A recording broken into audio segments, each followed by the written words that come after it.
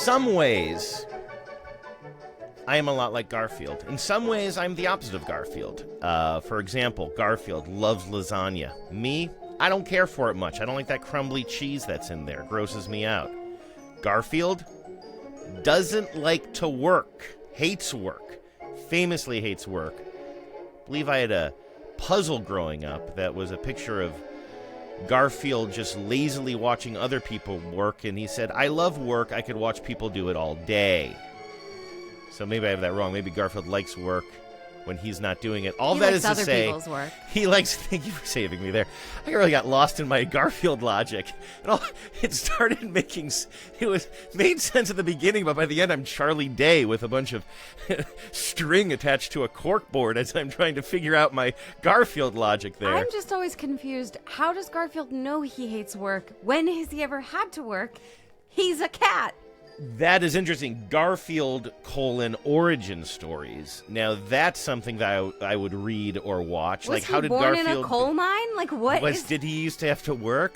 Is he like Zoolander? His dad worked in a coal mine, and he tried it, but he was too fabulous for the coal mine. Maybe he was a child star, and now he's retired, and that's why he hates work?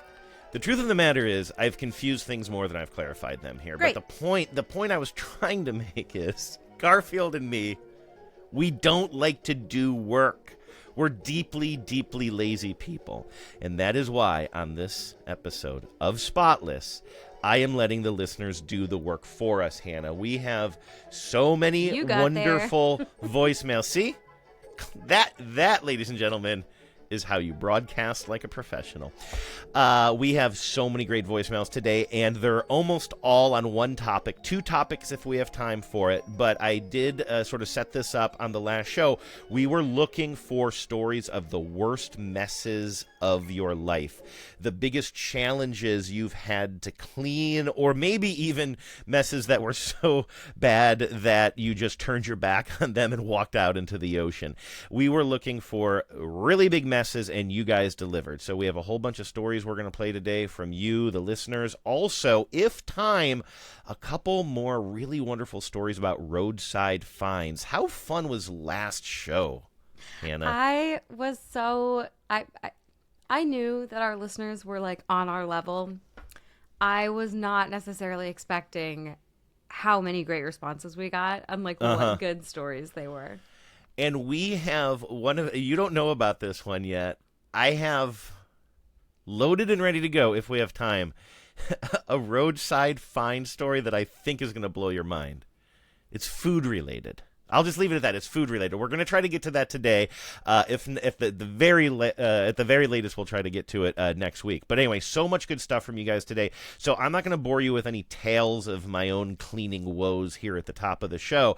I do know, Hannah, that you mentioned something kind of vaguely that caught my interest when we were dialing up. You said that you had somehow you had done some project a year or more ago that finally paid off recently. Am I setting that up right, or is this another Garfield situation? It does not. Well, it does involve a cat, so it is a Garfield situation. Okay, great. More than 2 years ago, I guess, we had a foster dog, a foster puppy who came to us. And I went and got her off the airplane. Like she came in from Mexico. Yeah. So I went to baggage claim and picked up a dog. Yeah. And she was in a crate. And because she was a puppy, and also because a lot of dogs have this issue, when you get them out of the crate, like things have occurred. Oh, sure. So the crate was just an absolute fetid mess. Oh God. So and the dog was the dog all like rolling around in it? Oh yeah, 100%. So I got her home, and then I had like cleaned her up, and she's since been adopted, whatever. Do you know where she is? She's somewhere in the Portland area. She's actually the only that puppy that I had that we fostered right before Lola. She is the only one of our fosters that I don't like follow on Instagram, basically. Oh, so okay. I actually don't.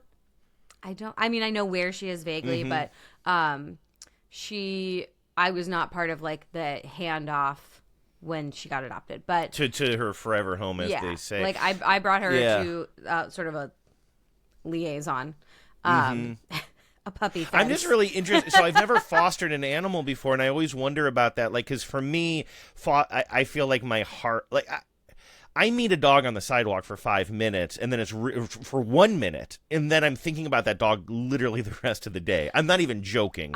We met a couple of dogs yesterday and their owner. The second we said goodbye, I said goodbye to both of the dogs by their name, Jasper and T. Have no idea what the human's name is. So I always wondered, when you foster a dog, what is the emotional burden, and what is the sort of like, what are the social norms around sort of in some way staying in the dog's life, or even keeping eyes on the dog, or maybe you just sort of want a clean break. But it sounds like with social media, you kind of get a sense of where the dogs are. I like to stay at least a little bit involved, especially for, a few of ours that we had, that, the sort of journey was really kind of intense, or like, sort of remarkable, the way that they got to the people. And so, our one little lady that we fostered, who came from Korea, like, she had a really interesting backstory. She was adopted by a couple here in Portland that I follow both of them on Instagram, and we still like interact. And anytime I'm in their neighborhood, I'm like a little bit like, I wonder, maybe might just see Bootsy like, around. Like, you kind of never know. And so there is definitely some of that. I think because you're sort of a link in that chain. And I've been on the other side of that. Like, I was like, my ex and I adopted a dog like 15 year whatever, a really long time ago. We had a second dog, and then when he and I broke up, like, I took Indy because Indy had been my dog, and then this other dog went with him because I didn't know that. Mm-hmm.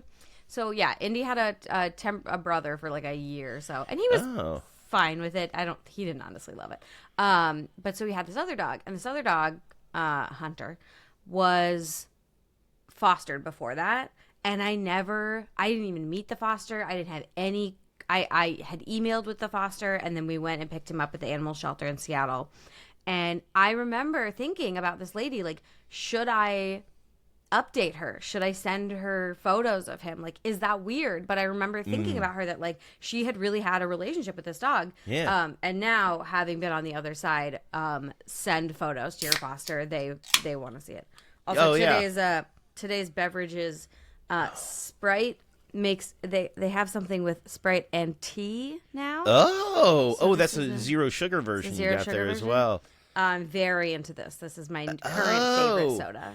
I remember feeling like a fancy lad when I was, I don't know how old I was as a kid, but realizing you could order a lemonade and Sprite combo at a restaurant. I remember doing, I don't know, was I like 12 or something? I was like, I will have a half Sprite, half lemonade, please. And one for the lady as well. My mom always called them making a mixed drink, because right, like, we would make a mixed drink where she'd be like, oh, like cranberry juice and Sprite. Yeah.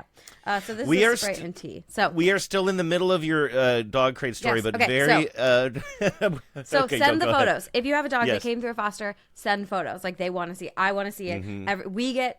It is a huge day in our household when one of our foster dogs like appears on Instagram. Like, if they post a story, like, Keith and I will shout to one another from the next room that they have been posted, and then we'll like look at them together. We're always like, oh, they look so good. Because you're fostering. That's a different vibe than like if you're somebody who loved your dog but had to give them up for adoption because of some sort of like circumstances. You had to move, or whatever life circumstance. You might really miss that dog. That's different. You might not want that temporary. In your life. When you go into it, it's temporary. Yeah. You know that you are sort of just, again, a link in the chain that helps connect somebody's best friend to them in some improbable way. Like, it is kind of a fantastic journey.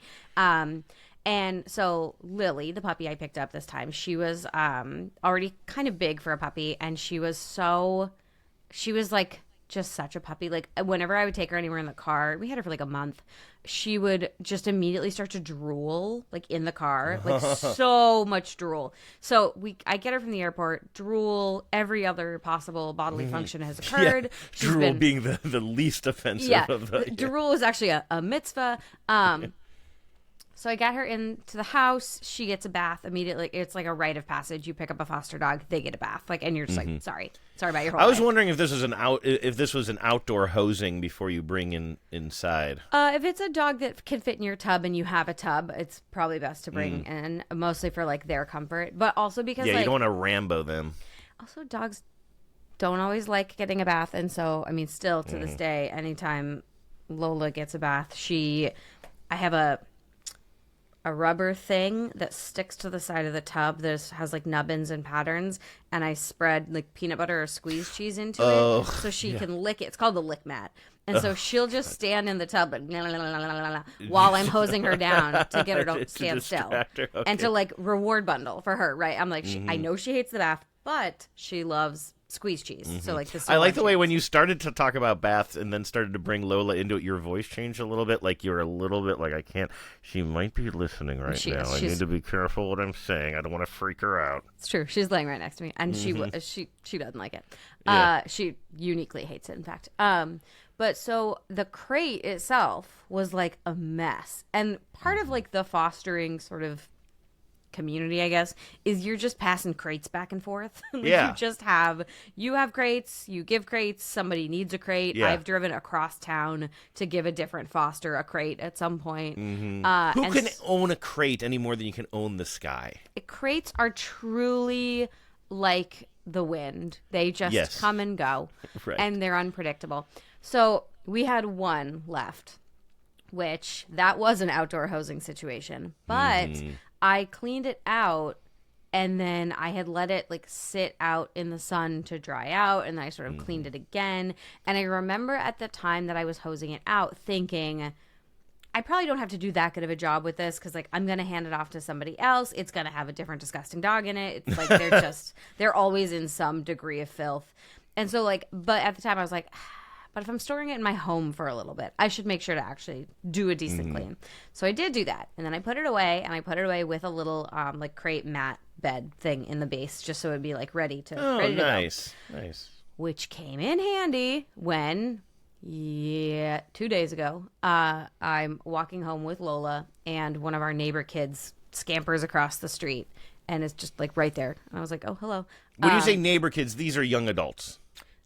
Or no, is this one of the kids? This is a child. Okay. You have some young neighbors, too, so yes. I wasn't sure. We have a set of twins who live across the street who are 12, 11 now, probably. I don't really know how old kids are. But so, and we've lived here for 5 years. So at this point, like, we know these kids. Like, these kids have come over. They've hung out in our yard. Like, So kid comes scampering over, and I was like, I just saw this cat, and like there's a cat that's been like loose in the neighborhood, and it's lost, and I think I just saw it go into your yard. I was like, okay, like let's go look. Like that's cool. I'm coming home with the dog. Put the dog inside. Go do the thing. And in fact, the cat was in our yard, hiding behind our why do I always forget the name? The heat pump. This cat is like crouched, and it's a little cute little muted tortie, and I'd seen this cat before. And I was like, oh, yeah, I think this is actually just someone's indoor-outdoor cat that's new to the neighborhood. But, like, whatever. We'll collect, whatever. This is your project. I'm just here to facilitate. Yeah. And I was like, oh, I have a crate. And the kid's like, go get it. I was like, okay. And so as I'm, like, rushing to get this crate, and I pull it out, and it's clean, and it has a little bed in it. And it's and I was so, because the next thing we do is we put the cat in the crate, and then the kid takes the cat home to go, like, because their mom was in contact with somebody on Nextdoor or whatever. Okay. And so, like... Did the cat go into the crate willingly? Yeah, pretty willingly, actually. It was pretty... Really? And then was silent, hanging out in there. No, like, we carried it across the street in the crate, and no, like, mer, mer, mer. Yeah, no. Huh. This is a very chill cat. So we probably think this is somebody's cat then, right? This Indoor, is, outdoor. in fact... Yeah. So I was... This kid got a little ahead of themselves, I think. Yes. So... Because I don't know why. I don't know if it's my size or the timbre of my voice, but children who are not related to me really like to talk to me. Like, I get talked to by children a lot. Children approach me. They tell me stuff. So I know all the neighborhood kids. Like, I am fully the witch in the candy house. Like, hello, children. But, like, they come to me. So I had already spoken to How do you get them into the oven? much like the cat, you just okay, sort of, just kind of push him, put some Yeah, candy it's in pretty there. easy. Okay, yeah. They're Traditional. Okay, yeah. kids. What do they know? Yeah. And so I had already spoken to some different children who had come to ask me if I had seen a missing cat, like collar. We had talked about a cat. It's a cat that's relatively new to being outside. And I was like, I think it's the same one. I think it's the same cat. So I had told my neighbor across the street, the grown-up, that, like, I know who this cat belongs to. I think you should go check with her. I think it's her cat. But I had to bring the crate over to my neighbor's house, and then she brought the crate into her home. And I was so thankful that I cleaned it. And I didn't just assume that the next time I would need it, it wouldn't matter what state it was in. Because, like, you know, you get the top layer of filth off a dog crate, and it's fine. It's not, like, stinky, but it's yucky. And I had actually gotten in there and, like, done some of the other cleaning at the time. And I was like, oh, my gosh. It's like putting on clean socks before you leave the house. Like, thank goodness, if I get hit by a car, at least I'm not, you know. At least I have clean socks, which always seem like very strange priorities, honestly. And yet. Like, it just seems like it's the lowest level thing you're worrying about after you get hit by a truck, I feel like. Yeah, but man, if they got to cut stuff off of you, and then they're like, whew. Yeah, well, that's true. Yeah, no, don't wear any jewelry. Yeah. When I broke my hand, wrong hand. Listeners can't see it. I broke my hand a couple of years ago, and I was like kind of crossing the street, and I tripped, and I tried to protect my camera around my neck, and I ended up like breaking a couple of my fingers kind of badly. It was a pretty gnarly situation, and I don't do well with that. But somebody reminded me how much worse it would have been if I was wearing like a wedding ring or any kind of a ring like that, because it just swelled up like gloving. Immediately. Isn't that what they call it? What do they call it? Gloving, where it's like God. degloving. It's where the whole where to take it off to get the ring and off like, of but there. like the skin comes off. Yeah. Oh God! You're so welcome. Anyway, they, clean where's things. the crate now? Is the crate still back at So the no, the neighbor's crate's house? back at my house. It's Okay. actually in the driveway, getting soaked as we speak because it's raining, but it's fine. It's a plastic crate. And then I'm going to move it out to the garage for the next time who knows? The next time we have to use it, I don't know. But I was sent down like a memory lane hole because the crate still has the like flight information for the dog that we had gone and picked up, and I was like, oh, really? So I've been hanging on to something that it really has no place in this show, but you were talking about mixing beverages before, and I just want to tell you about something that I discovered somewhat recently. Has nothing to do with dog crates or anything. Can't wait. But I always thought, you know how, like growing up, we used to order those little fizzy kids drinks that were named after what I'm glad I waited to tell this story. Now I can't think of what are the little fake mocktails that kids drink? The little red with maraschino. A Shirley Temple? A Shirley Temple. Yeah. Right? I grew up drinking Shirley Temples. Again, a very sophisticated kid. Yeah, of course. But then I heard about Roy Rogers later on in life. And it was always my understanding that they just invented the name Roy Rogers for the same drink, but that little boys would feel more comfortable ordering it, which I always thought was bullshit and just like another example of just like needless separation of the sexes and just like playing into like, for some reason, girls are pink and boys are blue. Like, I hate all that shit. And recently somebody told me, no, they're actually different drinks, dude. And it has nothing to do with making girls and boys more comfortable ordering them. That is true. They are, because a Roy Rogers. You knew this. Isn't a Roy Rogers Coca-Cola? I think it is. And I think ginger ale is in the Shirley Temple. Sprite. I think it's a lemon is it lime. Sprite? Really? I thought so. That's what I thought. Oh, all right. Well, it sounds like you know 7 more Up, about I this think. than I do. Maybe 7-Up? Okay. So, anyway. The only reason I know this is from working in a bar. Oh, but right, of problem course. is that if you have, every place makes things differently, and so you kind of. Yeah. But, so I always thought it was, I think a Shirley Temple is like Sprite or 7-Up with grenadine and a cherry, and then a Roy Rogers is the same but with a brown liquor. It's just whether you're a light or a dark liquor soda. Well, it is sort of funny how it is like kind of getting you prepared to order cocktails, right? 100%. Like that, I mean, that's just so 100%. funny. Well, but by the way, though, we're both right. That's the sweet thing. It says here made with ginger ale or lemon lime soda, so you can kind of pick your. Because then a poison dirty there. Shirley is when you put vodka in it. Yeah, really? Oh, Mm-hmm. for adults. Mm-hmm. I thought you were going to put, I literally thought it was like dirty, like you were putting olive juice in there or something. And I'm like, oh God, that sounds absolutely terrible. No. All right. Well, I'm really glad that, that past Hannah was able to do a very big solid to future Hannah, Me too. who is And now weirdly past Hannah again. Strange. Because this happened in the time past. is a flat circle.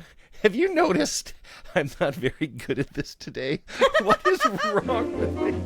You need more grenadine. I really do. Fresh as a daisy, brand new, clean through. Start my day off wearing a great big smile. I guess it's a really good day for me to be off my game because, like I said, I'm just really, really excited to get to all these voicemails. And the theme is simple today, my friends. The theme is the worst mess you've ever had to deal with. Now, I should have done more brainstorming myself to think about this and have an answer. The first thing that comes to mind is a story I've already told on the show, so I don't have to tell it, but the time I got duck poop in my hair as a little kid, and I didn't know it was duck poop, and something just smelled really bad, and my sister and babysitter couldn't figure out why I was overreacting to it, because I grew up in the country, and we just thought it was the smell of manure, but it was so intense for me.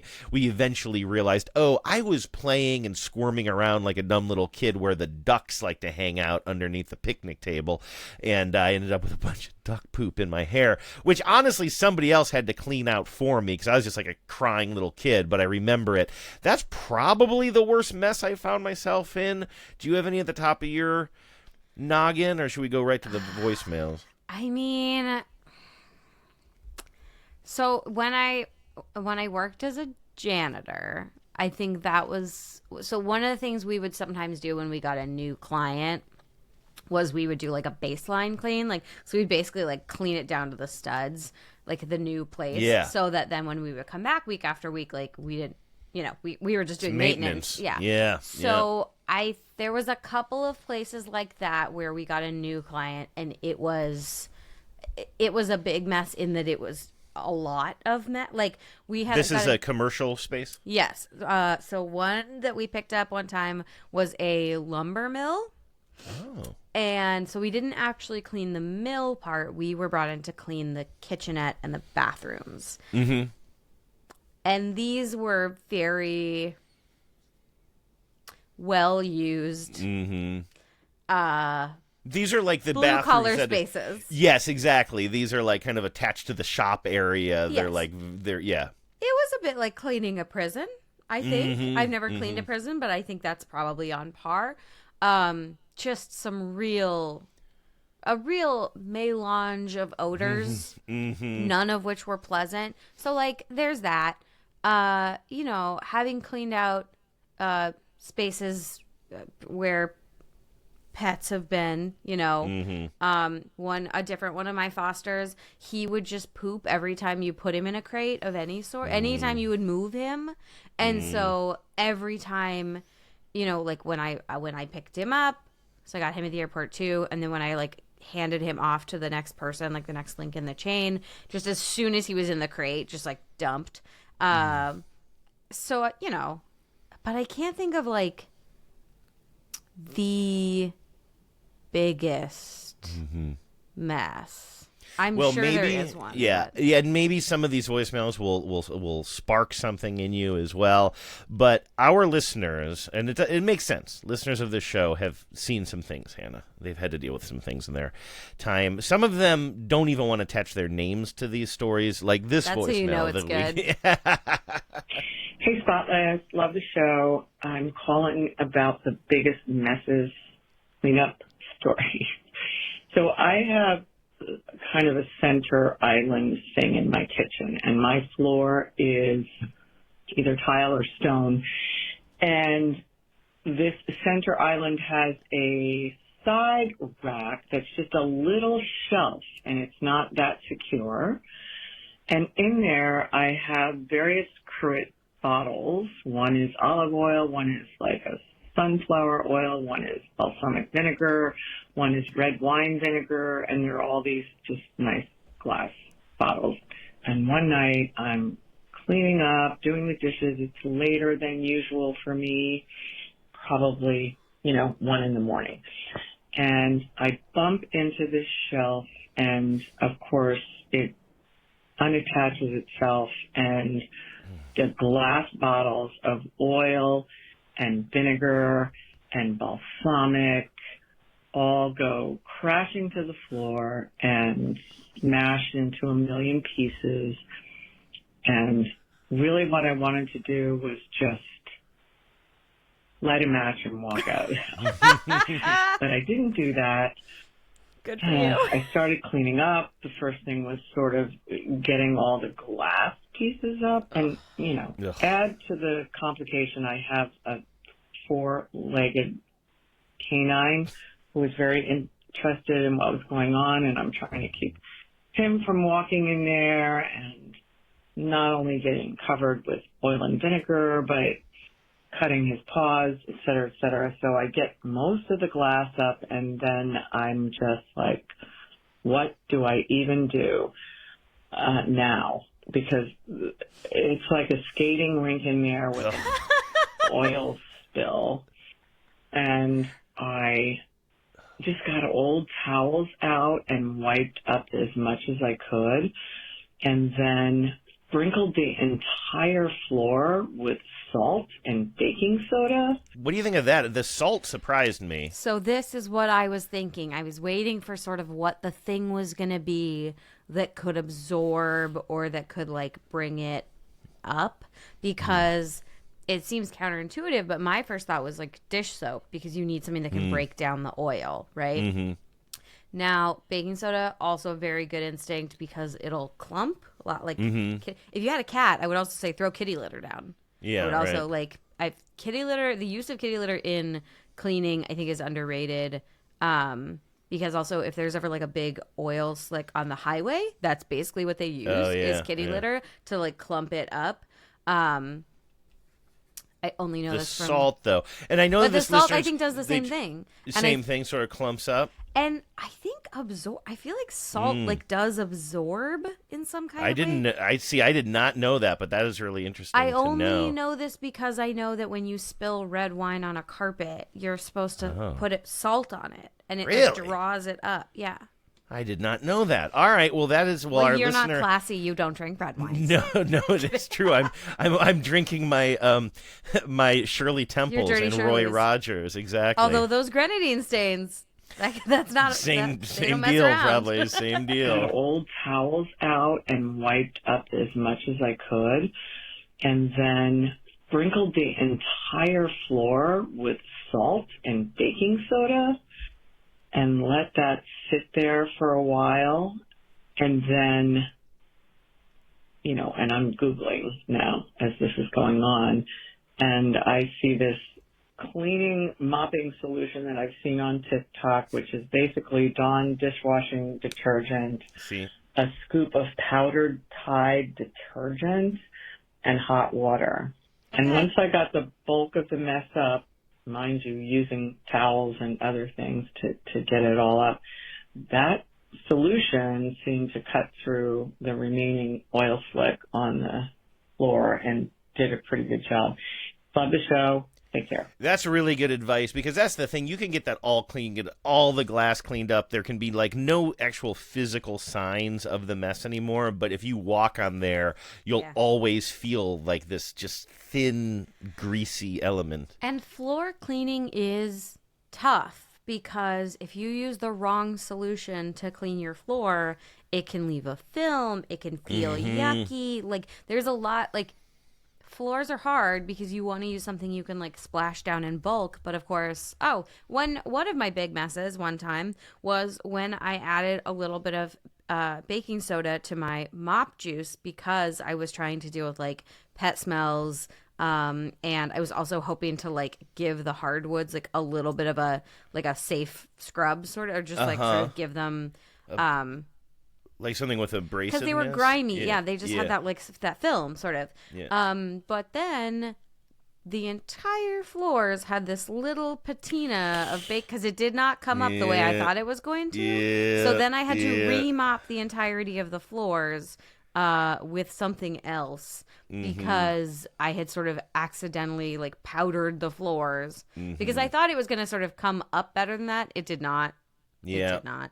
Yeah, that's one of those things where it's like you do this big cleaning project and you've just made more of a mess. That's one of the worst situations. I will never forget Keith coming into the room and being like, "Oh God, so what's the plan?" did he? Because you were still letting it dry and trying to figure out if it was going to be good or not. Yeah, and then I was like, well, maybe I can just. I was like, oh, maybe once it's dried, I can like sweep it. Maybe that like to like get some of it up. And he was like, I think you just have to mop again. And I was like, yeah, I think you're right. That's one of those things where no matter how accepting and gracious your partner is, it's one of those moments where you're just like, I really wish I didn't have a partner right now. Like whatever shame you're feeling, like you're just like, if I lived alone, this would just be my thing. Yes. Nobody No else one has to would know have to about know. this, or I can 100%. tell it as a funny story later. Yes. The worst is when you're sitting in your own damn mess and looking around, and then you hear the key in the door, and you're like,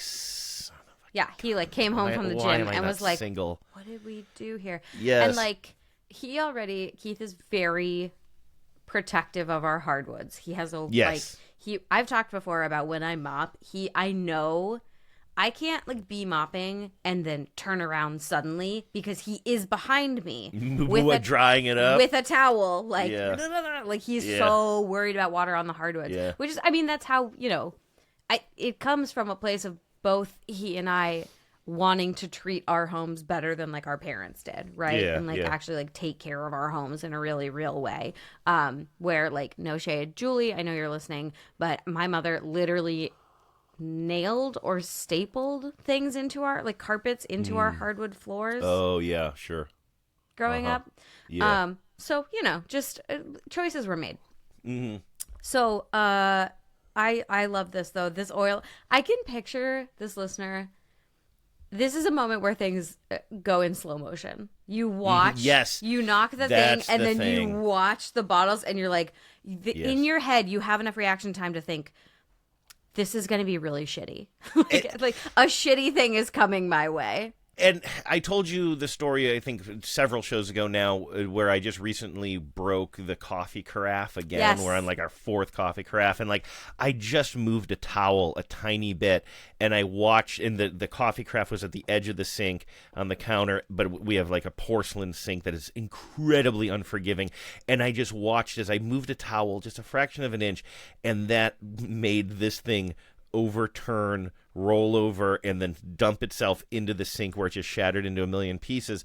And I was telling somebody else that story, I don't think it was you, that I said it's like you know that in varying levels of significance, you're watching in this moment saying, my life is changing right now. Yes. And now a coffee craft breaking is not a life-changing event. I don't want to exaggerate that, I guess, but you do know that, like, well, I'm not going to have coffee tomorrow morning. Like, it's going to affect, potentially could affect your relationship, depending on whether or not this is your fourth, fifth, or sixth one. And again, I want to be very clear, like, Genevieve was very gracious about that as well, even though I keep breaking these damn things. It's just, like, kind of what goes through your head. And it is, like, sometimes they can be way more cataclysmic. I mean, they could literally involve personal injury or safety or something, and you really do see like sort of not your life flash before your eyes so much as your future flash before your eyes. You're like, oh God. And I can imagine our listener just like bumping this thing with her butt or something, and then just like turning around and just watching and just being like, oh, this is happening. Like one of those bounty commercials that happens in all slow motion. Well, and she said too, it was like 1 o'clock in the morning. It was late.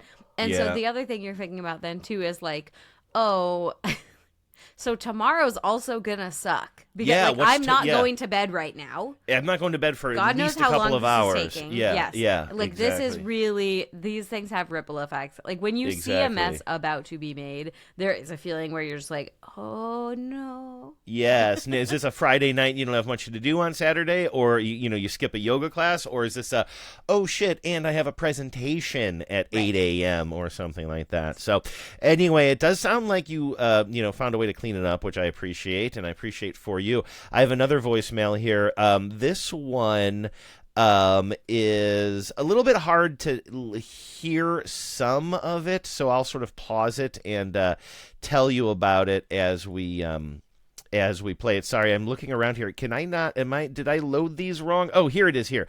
I have these in the wrong order. You didn't need to know that, but we're trying to do this without any edits. So I almost stopped down there and said, Hannah, I can't find the tape. But then I remembered we're not doing that anymore. We're powering so through. we powered through. This is from listener Alex. And I'm going to pause it in about 30 seconds and sort of clean up in case you can't tell what Alex is saying. Hannah and Andrew, this is Alex in Chicago. I was calling in with the biggest messes of our life and whether we clean them up. I did not clean this up because this happened when I was about 5 to 7 years old, somewhere in that early childhood. Our dog, a black Labrador named Doc, got raised by a skunk. And my dad was using the old lifestyle of using tomato juice in a kiddie pool in the yard. So that's the part that we kind of lose Alex for a second there. I think you heard it okay, but just to reiterate, so Doc, the black lab, got sprayed by a skunk. And now the solution, I've heard of this before, but of course I've never had to deal with it, is Alex's dad is now filling up a kiddie pool with tomato juice because what is it? The acid in tomato juice is supposed to disarm the stinkiness. This is what I've heard as well. I have always heard tomato juice as the counteracting agent. We never, of all the critters I ever encountered, we never had skunks. I've never had to deal with skunking. Hannah, knock on some wood right now, my girl. What are you doing to yourself? You're jinxing yourself so bad. Do you have any wood that you can knock on?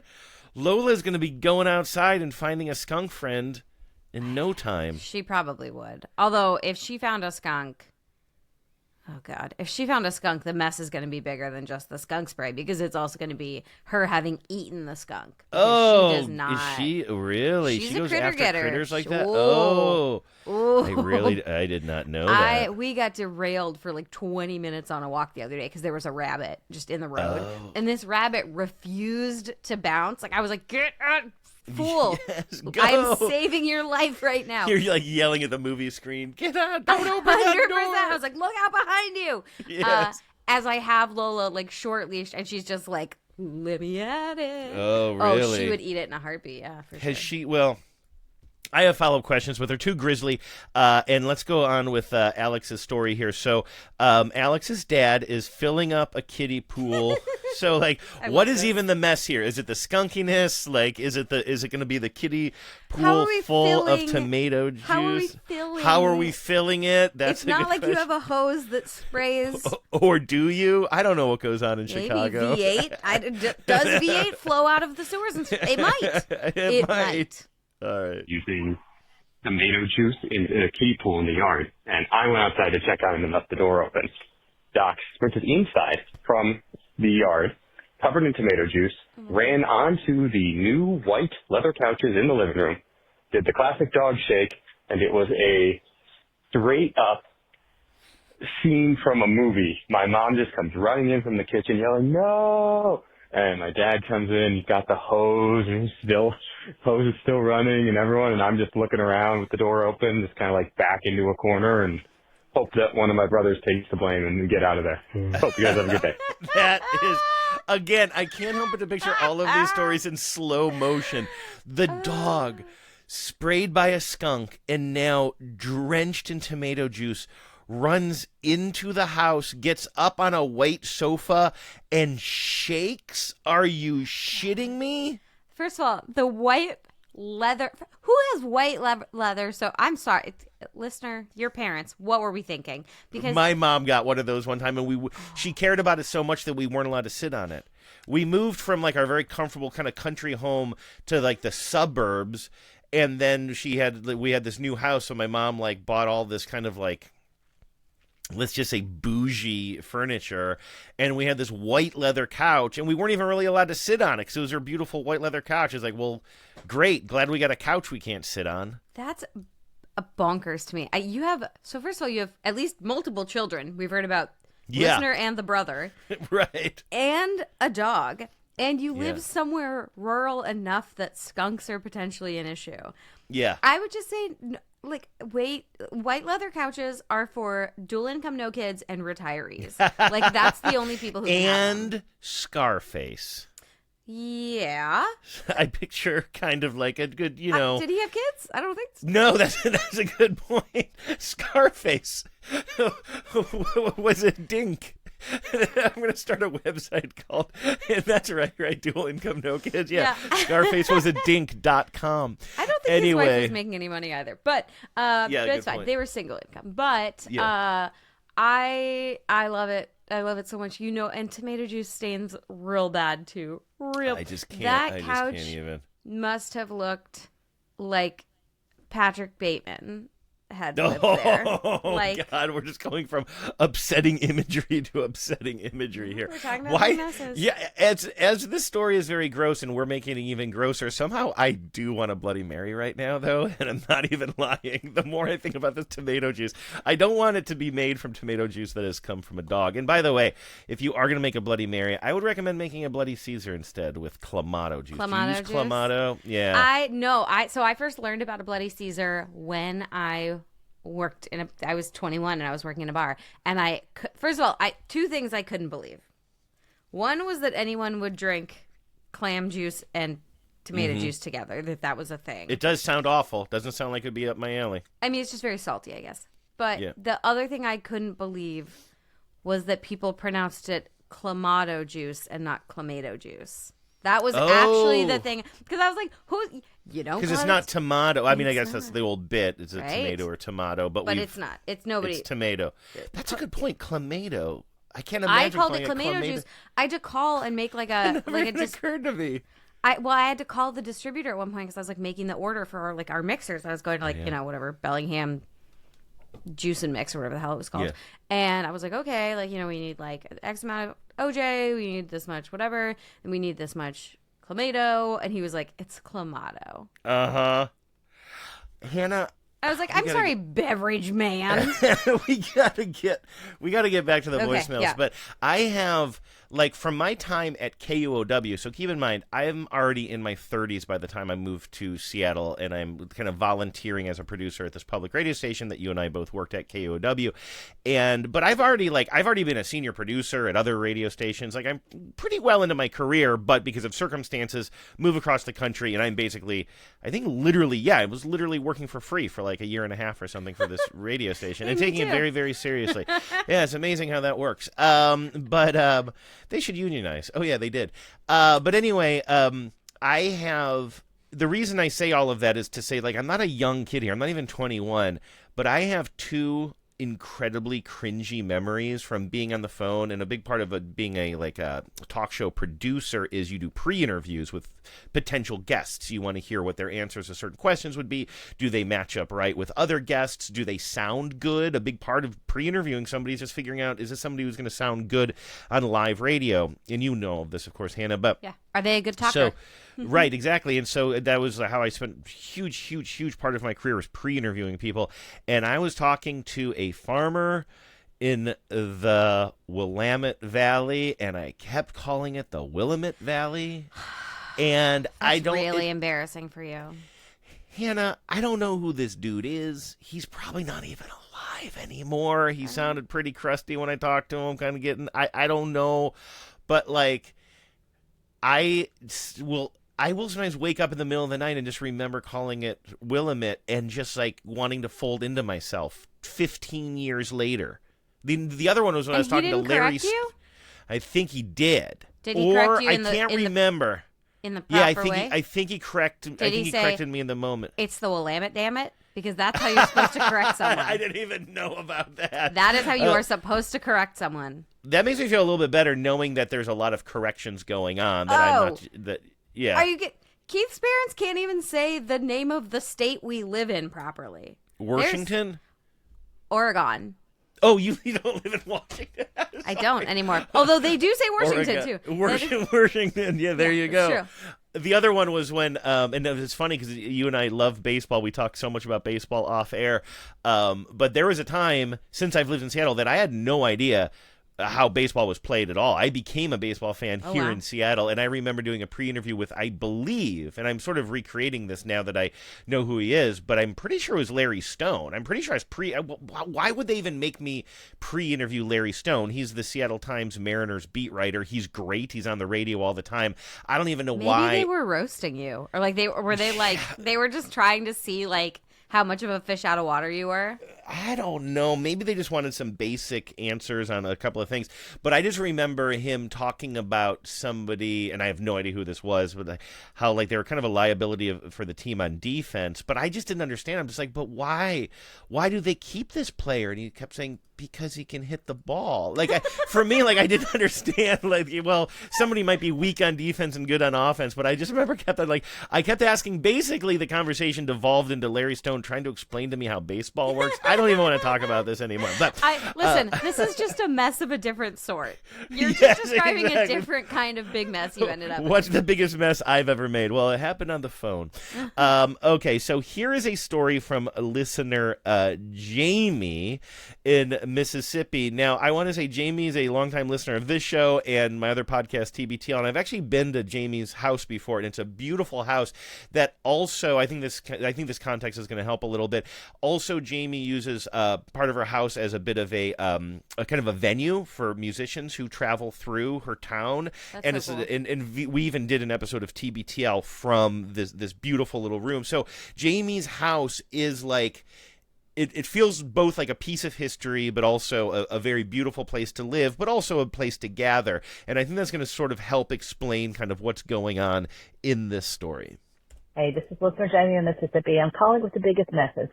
My husband agreed to let some people take a shower at our house. They were in town for a conference and sleeping kind of in dorm-style housing. So the director asked him, we get called away to a funeral. So we gave the director a key, arranged for somebody to be there. And so we get back from the funeral. So are you following this okay? So it sounds like, there's some people who are visiting for some sort of, I'm guessing, scholastic event or something, and they didn't have access to a shower. So they're like, okay, yeah, you can use our shower in our house. And they give me, it sounds like Jamie's boss the key or something like this. But basically, these strangers are in their house kind When of they're not using the there. facilities while they're not there. And then they come home from the funeral, Right. and these people are still there, it sounds like. And so we get back from the funeral, and there are these strangers in our house. And one of them says, is this your house? Or I thought it might have been a bookstore. I'm like, what do you think the beds and the bathrooms are? The woman says, oh, I like your sewing room. So they were wandering around the house. They left, and I discovered what I thought at first was a dead animal on my bedspread. I realized later on, one of them had shaved their beard, either on a towel and dropped it on my bedspread, or just sat on the bed and shaved their beard all over my bedspread. I'm still freaked out. My husband gets so mad and telling the story. This happened like a month ago, and It's it was fresh. just the most disgusting, useless mess ever. So anyway, very difficult. Who does that? Some Who goes into people's somebody children, else's house? man, this is a great question. I was raised by a very nice man and a hippie. And so like we were not necessarily, schooled. We weren't exactly charm school kids, right? There's a lot of things that we were allowed to do. But one of the cornerstones of my upbringing was to not inconvenience somebody else and to not like make more work for anybody else. Yes. When we went to somebody else's home, we sat nicely. We asked for everything. We like there of all the like non-traditional ways that I was raised, the idea of shaving on or around someone's bed or leaving your shavings anywhere other than where they belong, which is in the toilet or down the sink in some kind of way. And using the shower is one thing, but like, why? It sounds like if Jamie thought there was a dead animal, this isn't just like a trim, like a little trim beard, and I'm gonna have to clean this up, and I'm gonna be very meticulous this dude's about like it. breaking Amish. He's changing his identity. How do you end up, and like, how are you just so? I hate to use this word. I used to use this word because somebody I didn't like used it all the time.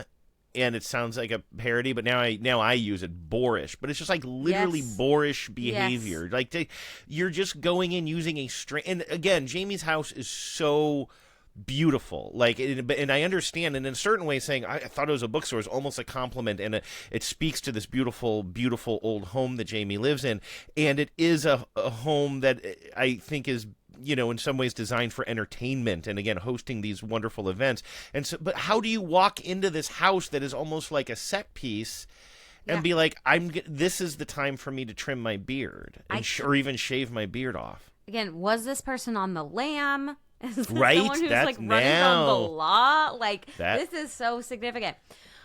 Jamie, those people might be in your basement right now, actually. You should go check did you that check out. to make sure like your passport and everything is still there? Yes, right. But I cannot imagine someone does you a solid, like letting you use their shower, and you don't leave everything folded and wiped down.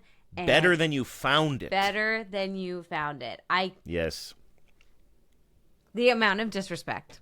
I know it's mind, but I'm the same way. I mean, in a certain way, it's why I grew up to be so anxious about things, is because that was drilled into us. You literally do. I've always been shy about using other people's facilities. Even to this day, honestly, now it's just a comfort thing. I don't even like staying at other people's houses. Yeah. Like if I'm staying somewhere, I just want to stay in a hotel. I want my own, or an Airbnb or whatever. I want my own space. I want my own privacy. That's part of it. But also, like you, like I remember going to other people's houses, a kid, maybe a schoolmate's house, and everybody's like, "You're the most polite kid in the world." It's like, yeah, because I was taught like you walk very softly in these situations, and you're very please and thank you, and you don't leave anything behind. Certainly, it is astounding that just full-ass adults are just treating people's space this way. Like, who are you? Shocking. Now, you and I, despite being raised, both of us, by very conscientious parents and being very, very good people ourselves, Hannah, in our adulthood, the best people, I would argue. We potentially the best people in the world. You and I, probably. We are not without our faults. And this listener, who did not leave their name, wants us to know that we are responsible for some pretty big messes in their life. Oh, dear. Hi, Hannah and Andrew. I just finished this afternoon listening to your podcast about big messes, and I feel like you cursed me because I just got home with my kids from school. I have 4, and my son made himself a berry smoothie, and he went upstairs and spilled it all over the carpet. And so we went up with the little green, and I taught him how to use it and how to clean it, and thankfully cleaned it all up. Then I came downstairs, and my other kids were painting, and I was just about to start dinner, and then they knocked their paint water all over the table, all over the wood floor. So then we cleaned that up. And then... Imagine, Keith, if you spilled paint water, like a cup full of, like, water that you've been rinsing your brushes in. I don't know what he would be more upset about. Would be the water on the floor? So like it's like stormy right now for unknown reasons, which means that we are doing a lot of towel laundry because literally every single time the dog comes in or out of the yard, Keith is right there with a towel, just like for her little paws. Just good. Like we have a mat that, like, but he, like, even the idea of like a little bit of paw water, he's like, right. Yeah, she probably likes it too, though, a little pampered. She likes to try. Well, she likes the challenge of getting around it. Oh, really? She avoids Keith. Keith is chasing her with a towel. That's she funny. Thinks it's a really funny, fun game. It is a funny, fun game. And like now that you put it that way. squirm away from him, and she doesn't like people touching her paws, so she'll just be like, boop, bap, boop, bap, boop, bap. And it's like, but it's every time she comes in, he has to be like, don't circumvent me. That is, I have a full kind of like Dennis the Menace style cartoon strip in my head of him chasing that dog. I guess maybe Marmaduke would be a better analogy there. Yes. Okay, so but now also, we have. Wait, I have questions. Oh yes, sorry. I take the blame for the jinx. Sure, why not? Why not? Yeah. I've cursed many people in my life. I'm sure I did this as well. I'm You're glad, not though, witchy. This is true. I'm glad, though, that you had the little green and that you taught your kid how to use it to clean up his own mess. I love this. You are paving the way for this kid's future. I would expect nothing less from our listeners. I am curious as to why all of your kids were doing the messiest things ever at once. It's like a berry smoothie. Yeah. That's what's going on over there. We got then paint. A painting project. Now there's paint water all over the floor. Now. So then we cleaned that up. And then I told them, it's okay, accidents happen. I was really proud of myself for keeping my cool. Then I went to put the meatloaf in the oven, and as I rushed to put the meatloaf in, I flipped the entire thing upside down, and the whole meatloaf fell upside down in the bottom of the oven with all the sauce on top burning. And I got it out somehow. And thankfully I had made extra sauce, and I put it on top, and now it's in the oven, and I'm going to have to clean my oven later, and I'm just praying there are no more accidents. So I just wanted to call and say, thanks a lot.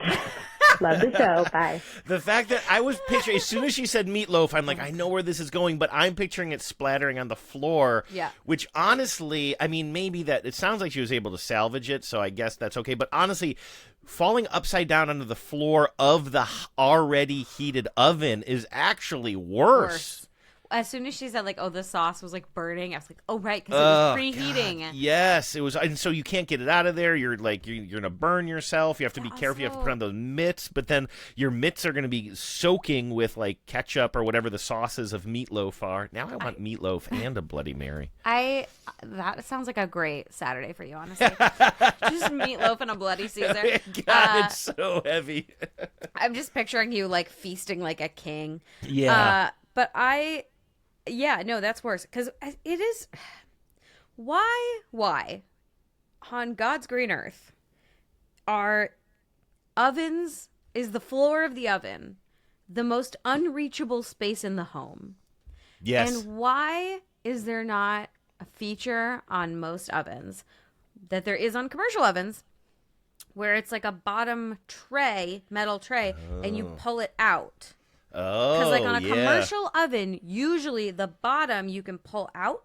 Oh, interesting. And then there's like its own drawer shelf kind of situation. But like but it's mostly just for the easy cleaning or for like if you right, because like it's really hard even if the oven is not on.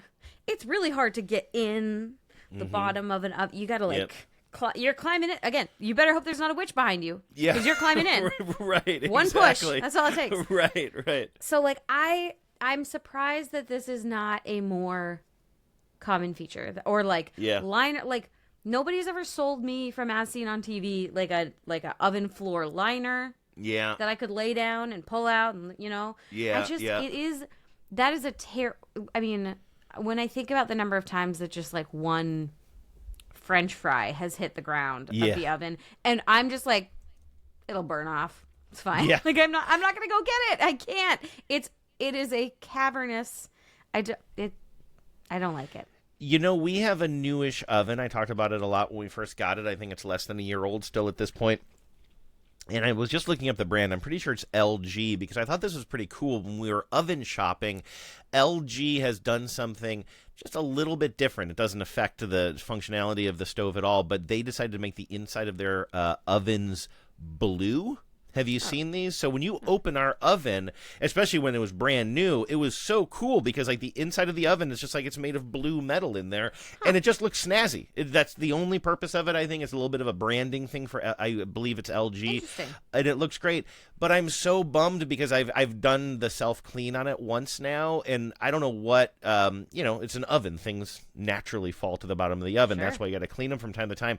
But my beautiful blue oven now has some like stains, some drippings on the bottom that I know are not actual, like they're not actual messes anymore. The oven has been through itself. It's just discoloration, and it bums me out. It's like if I had a gray oven or something that I didn't think about, I'd be like, or just like every other oven in my life that I've inherited in some way because I'm renting or it just came with the house. You don't think about whether or not there's some old stains in there, that it's a function. But like to have something that is brand new like this and then have this like kind of shiny blue inside. Now I hate every time I open it, I have these little like imperfections on the bottom of my oven floor. Why would they commit that much like R&D to making the inside of the oven beautiful and blue and then not have some sort of like protective whatever? Yeah. Okay, listen. Clearly, I am not an oven scientist or an oven designer. I am barely an oven user. But I feel that, like, if you're going to do the thing of, like, oh, look how beautiful the inside is, wouldn't you want to protect? It should have some sort of coating or something. I agree, although it might literally get into, like, well, what can withstand that amount of heat, especially if it's going to be a self-cleaning oven that gets up to, like, literally 900 degrees. Someone went to college for that, though. You know, like someone, that's what they do. Somebody fix this. I do love our blue oven. I think it's a neat feature, but it's driving me bananas. I don't know what, like, drip dropped there that it won't come off, but it really does stand out. Now, those were wonderful stories, and I have more wonderful stories to share. Unfortunately, I need to tease the listeners, and I apologize for this, but I think we're going to save a couple more stories about roadside finds for next week. The last show that we did was all about people finding great treasures, either through, like, weren't some of them like Facebook Marketplace or what have you, or just literally driving or walking down the street and seeing a couch or something like that and bringing it home and having it in the family for a long time. We have a couple more great stories to add to that, but I need to save them for next week because honestly, we're at an hour now and these stories are too good just to kind of jam in at the end of the show. So I hope you all join us again next week. I didn't run that by you, but I believe I set you up for that possibility at the beginning of the show. Hannah, are you okay with that? I am, but these are very good, and so our next show is also going to be quite good. Tell your friends. Yes. And Hannah, like you've heard one of them. I'm hiding the other one from you. I don't even want you to know what this person found on the side of the road. It is such a good story. You'll have to tune in a couple of weeks.